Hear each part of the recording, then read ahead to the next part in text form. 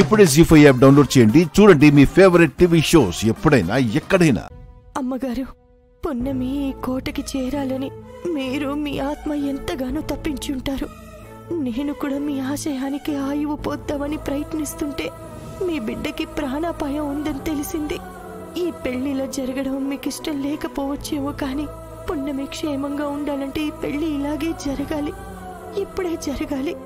పున్నమికున్న ప్రమాదం వల్ల పున్నమి మీ బిడ్డ అని చెప్పలేకపోతున్నాను. దానికి మీరు నన్ను క్షమించాలమ్మగారు. పెళ్ళయ్యి పున్నమి అమెరికాకి వెళ్ళగానే అయ్యగారికి పెద్దమ్మగారికి నిజం చెప్తాను. అప్పటి వరకు ఎలాంటి ఇబ్బందులు కలగకుండా ఉండేలా మీ దీవెనలు పున్నమికి ఉండాలి. మీ బిడ్డ నన్నింతకాలం అమ్మ అని పిలిచింది. ఆ అమ్మ ప్రేమే పున్నమిని కాపాడుకోవడానికి ఇలా చేస్తుంది. ఈ అమ్మ ప్రేమని అర్థం చేసుకుంటారని ఆశిస్తున్నాను.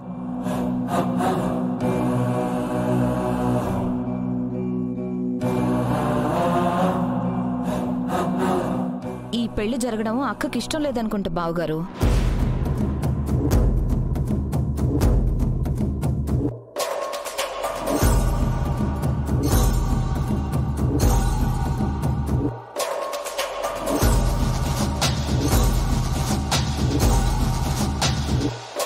అలా ఏం ఉండదు, కమలికి ఇష్టమే.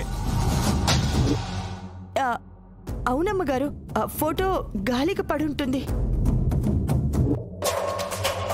నారాయణమ్మ, నీ బాధని మేము అర్థం చేసుకోగలం.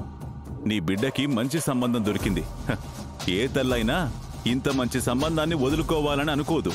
అలా అని నిజాల్ని అబద్ధాలుగా మార్చకూడదు కదా.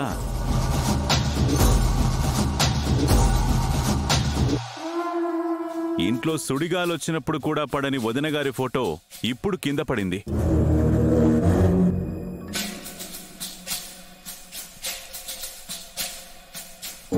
పున్నమి పైన మంట పడింది.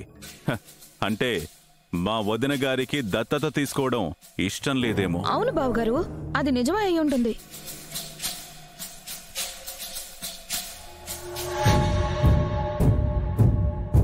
మాకు కూడా ఏవో నెగిటివ్ వేవ్స్ కనిపిస్తున్నాయి.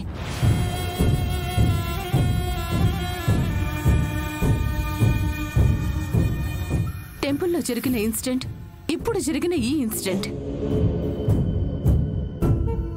అలా అనకండమ్మా, గుళ్ళో జరిగినవన్నీ కావాలని చేసినవే అని రుజువయ్యాయి కదా.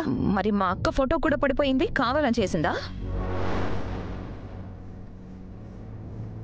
అసలు పున్నమి పెద్దమ్మని అమ్మ అని పిలవడమే పెద్దమ్మకి నచ్చట్లేదు.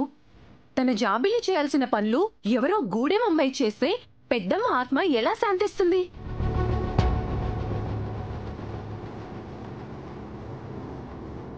అందుకే మంటలు రేపి తన ఇష్టాన్ని తెలియజేసింది.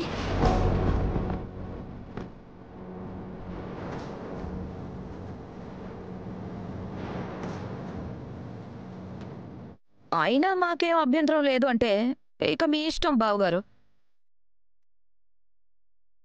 నా ఇష్టాన్ని కమల్ ఎప్పుడూ కాదనలేదు.